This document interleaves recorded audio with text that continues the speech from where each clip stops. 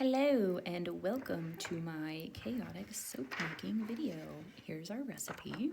Gonna follow along, kind of. Here I am working on my lye water solution, which is just the distilled water, and then now I'm measuring out the sodium hydroxide. Always wear your PPE for this because it is dangerous. Then we're going to mix those two together outside.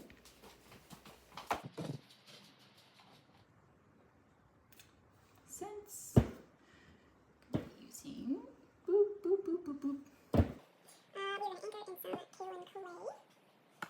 I'm using the clay here to anchor my scents, and that will sit and kind of soak in while I melt my butters and oils. Now it's time for our butters. Right here I have my cocoa butter, unrefined, smells chocolatey. Now I'm doing my mango butter, smells very sweet. I like this one too.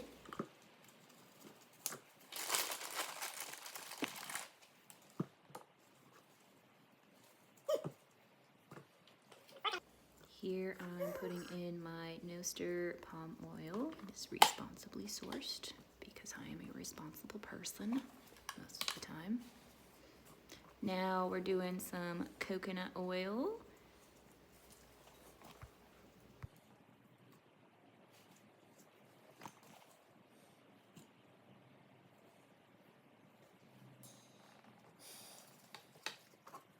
Next up is our tallow. I got a little bit too much right here. It does not smell like the beef, but I have the beef. Hi. We are waiting for our hard butters and oils to melt, and look, they're done. Yay! Okay, so we've got that. Try to get as much as possible. Here I'm adding our butters and hard oils to a bigger container, and then I'm going to add in our olive oil and castor oil, which are liquid at room temperature. An avocado, thanks. So adding these in after you've melted your hard butters and oils actually helps bring down the temperature a little bit quicker, and then it won't overheat your oils.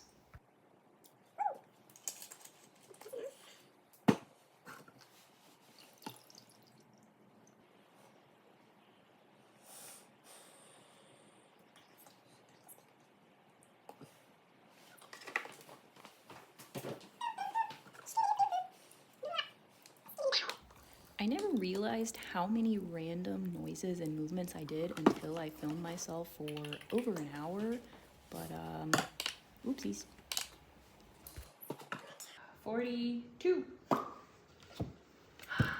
Sunshine! Our lye is at 136. We want these to be within 10 degrees. 10. If the lye and the oils aren't within 10 degrees, you can get a false trace, or it'll take forever to get to trace. So it's best to just keep it within that zone. We'll dance break while we wait for our oils and butters to get back into the 10-degree margin. You can do a warm water bath or an ice water bath to help bring your oils and your lye to temperatures that you need to get them within that 10 degrees. We're at 81. So we're done with these. These can go bye-bye. Thank you for your service. Here I'm adding a little bit of oil to my colorants so that they blend a little easier when I mix them in after trace. Ooh, pretty pickles, pretty pickles.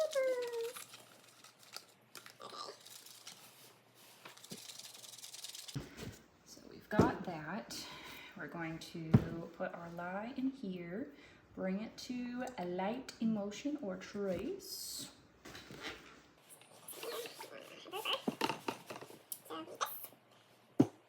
Adding the lye to the oils creates a chemical reaction known as saponification, and once it's blended, it starts to get thicker, and then this is what's known as trace.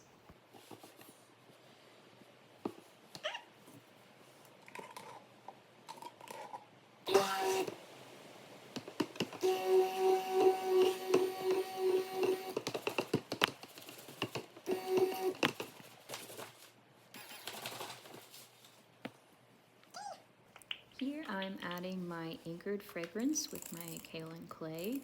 Usually you want to do this last just because it can accelerate your batter and make it harden quicker, but we're doing 2 colors, so we're going to work quickly.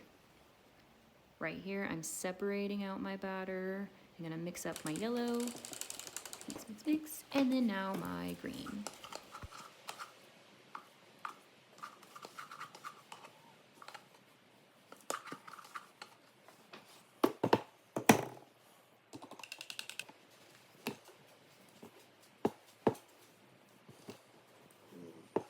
Once I am happy with the mixture, I am going to start pouring into my mold.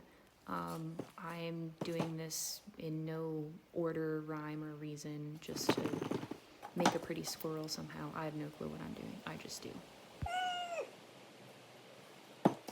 Also, if you've made it this far and are asking yourself, why is her Christmas tree still up? And why are there Valentine's Day flowers next to them? I don't know. I do what I like to do, and it's celebrate the holidays and make soap. So this soap is scented with a ray of sunshine from brambleberry and some pine scents, and I think I'm going to call it Open Canopy.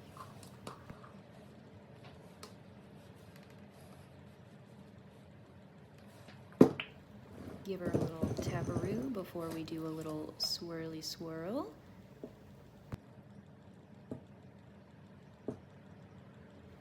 Again, I have absolutely no clue what I'm doing or how this is going to turn out, but we're just hoping for the best because it's fun.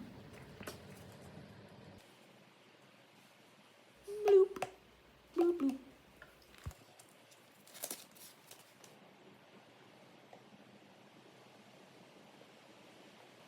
Mounding up our extra batter here so that we can make little treetops for the canopy. And then we're gonna put these cute little bark textured silicone thingies down for added texture. I don't know. We're still having fun. I'm using a fork to make it look like, you know, pine needles. You know.